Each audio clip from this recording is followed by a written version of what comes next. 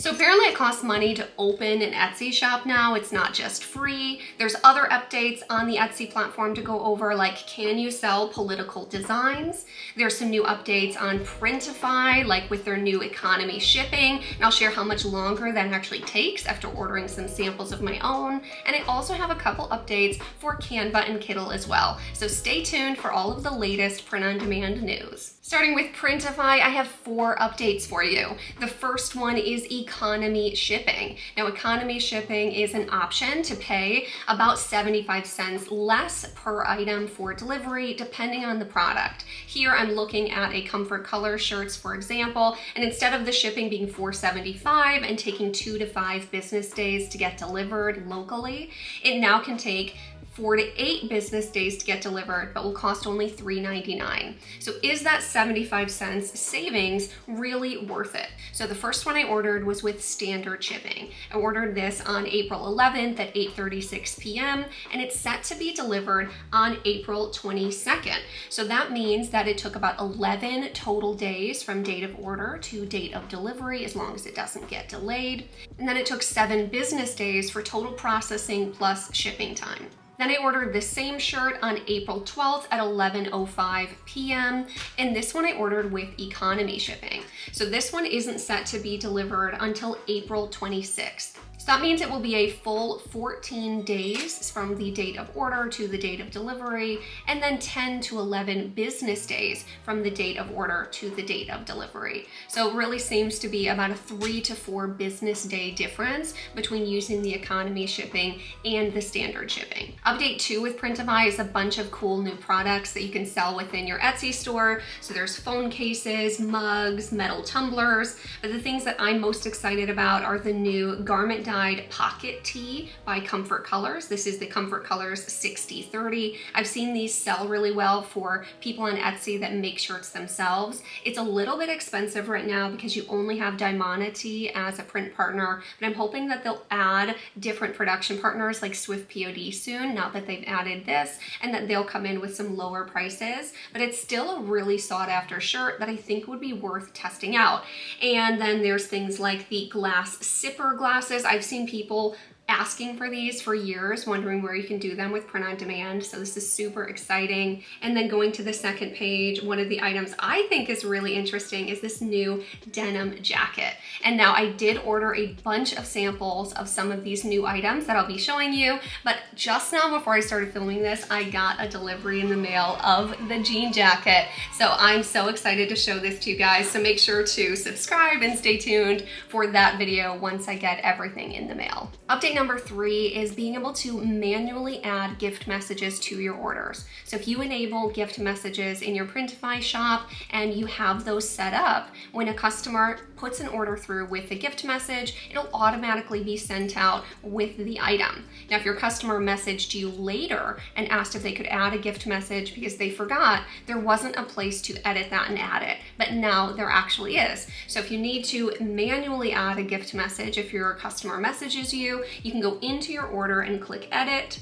and then you can go through the information, go to calculate shipping, and then now on this last page, you'll see here at the bottom, you can add in the message text for that gift message. And then update 4 is some layout changes. So when you go to the page to add your design to a Printify product, it does look a little bit different than it did before. And the thing that I see a lot of people missing the most is what size their design needs to be for that product. So where that is now is up on this little I information button. And here you'll be able to see the print area for, say, this 60/30 pocket shirt is 945 by 945.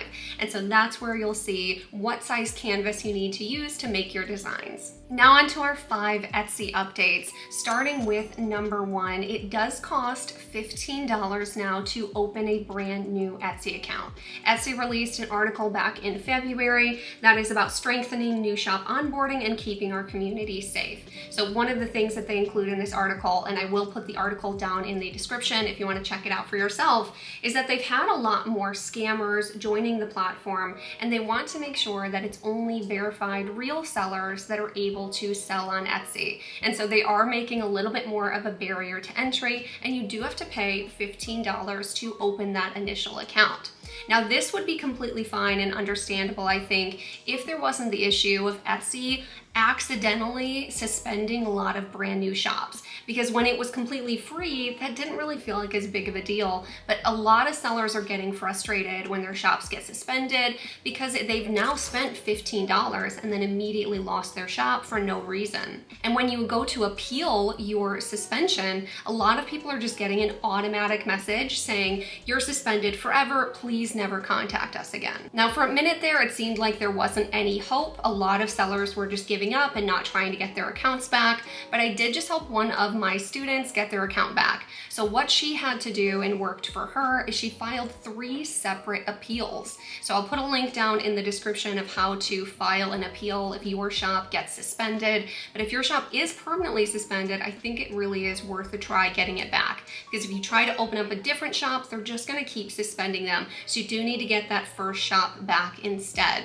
So what ended up working for her is she called Etsy a few times and got a hold of them, and that really wasn't working out. She waited a few weeks, and finally she decided to file a complaint against Etsy through the Better Business Bureau. And she called back Etsy and let them know that she did that, and magically the next day she had her account back. And something really cool I saw in the Printify Rockstars group last week was that 𝗗𝗓𝗦𝗧 actually made a post asking people who'd gotten permanent suspensions to send her their Etsy shops. Now she's already gotten that list, so you can't send it to her now, and she was going to submit that list to someone she actually physically spoke to at Etsy that was going to look into the problem. So hopefully these will be getting fixed very, very soon, but that's kind of the tea going on with these new shop updates. Update number 2 is that there's been a lot of scammers on Etsy, especially trying to scam brand new Etsy shops. So if you are brand new on Etsy, it's really important to know that if Etsy sends you a message, it's not going to come in your regular Etsy inbox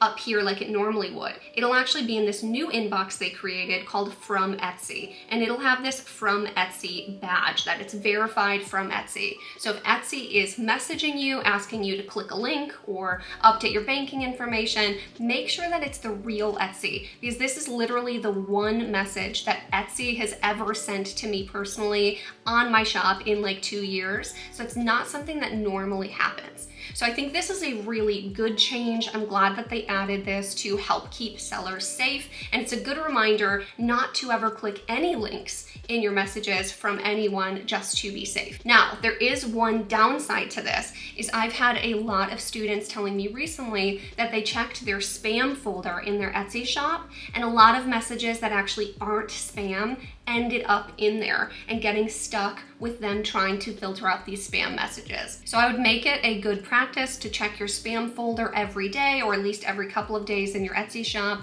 That way you don't miss any messages from potential buyers. Update number 3 is an update to Etsy's prohibited items policy. I've had a few people ask me about this article after seeing a video on Brand Creator's YouTube channel. So this is an article from Value Added Resource, and I'll link it down in the description as well. So what they're saying in this article is that their Etsy prohibited items policy update is targeting political activism, violence, and hate. So if you read the old version, it says, "We want Etsy to be a community where people of all backgrounds, nationalities, religions, political affiliations, and even different types of artistic taste and humor feel welcome."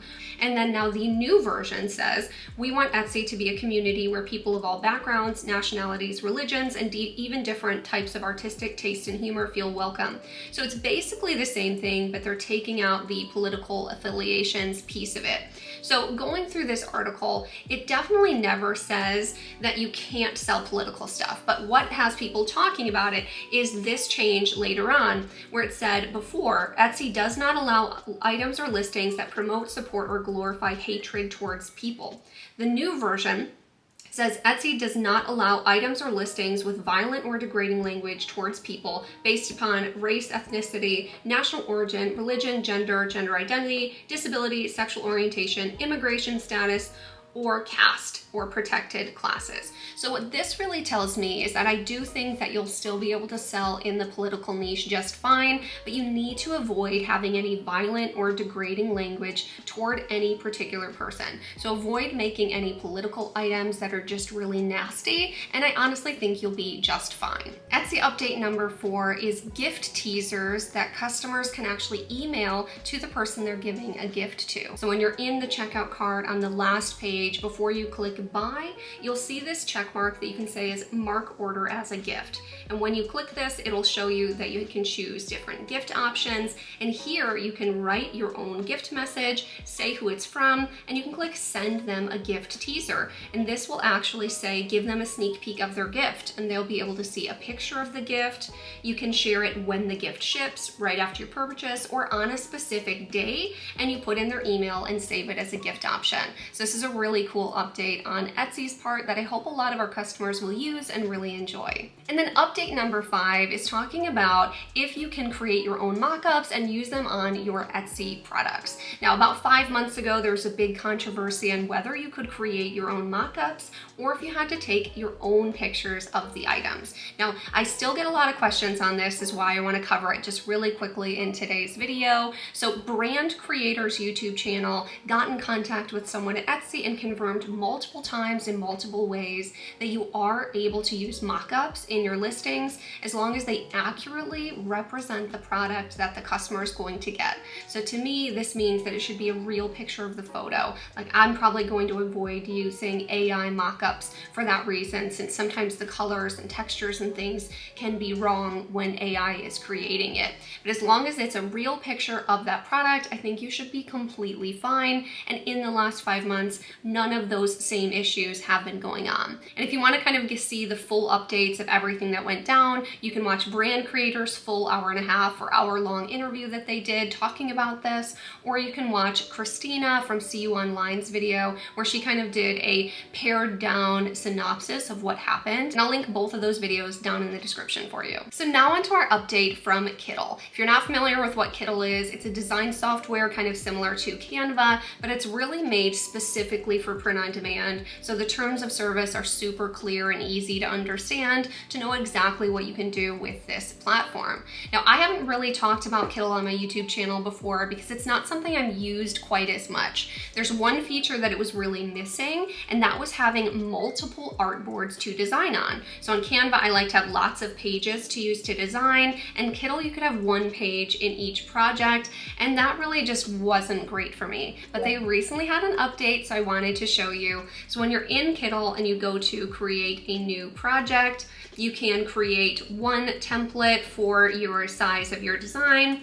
And then once we get in here, we'll now be able to add a second design artboard, so you can make multiple designs. So you can zoom out here, and I might not be doing it the most efficient way. Again, I'm kind of a Kittl noob, but you can get this and kind of draw out one if you want it to be, you know, any particular size. You can also make it a custom size and pick the size that you want to make it the same size as your other artboards. You might be able to just duplicate it somehow, but this is the first way that I did it. And so now you can make multiple designs, or you can make all of your mock-ups within one artboard, which I think is a really big difference. Now, if you're wondering why you'd get Kittl as well, is their templates. I mean, that's really the biggest benefit I see to Kittl, especially if you aren't really very good with designing, you don't know what you're doing. You can come over to their templates section, say you're making a t-shirt design, for example, and you want to make a camping shirt.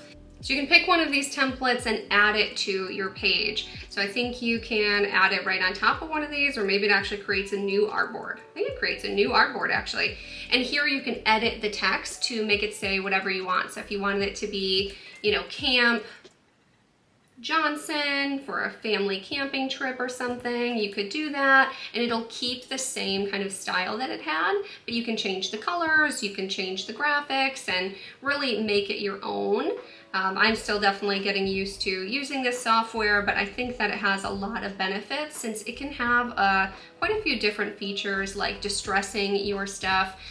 that Canva actually doesn't have. So might be worth checking out now that they've had some of these new updates, and I will have a link for you down in the description to check out Kittl, and I'll make sure that if they give me any kind of discount code or anything for you, I'll put that down below as well. And then last but not least, we're on to Canva. So Canva had an update recently that I thought was actually pretty useful, and that's being able to add tags to your Canva creations. So before, when you wanted to search to find an old template, you could come up here and type in what you were looking for, and you could search your own projects. But now you can actually type in any of the different tags that you give your design to make it even easier to find if you forget what you made that title.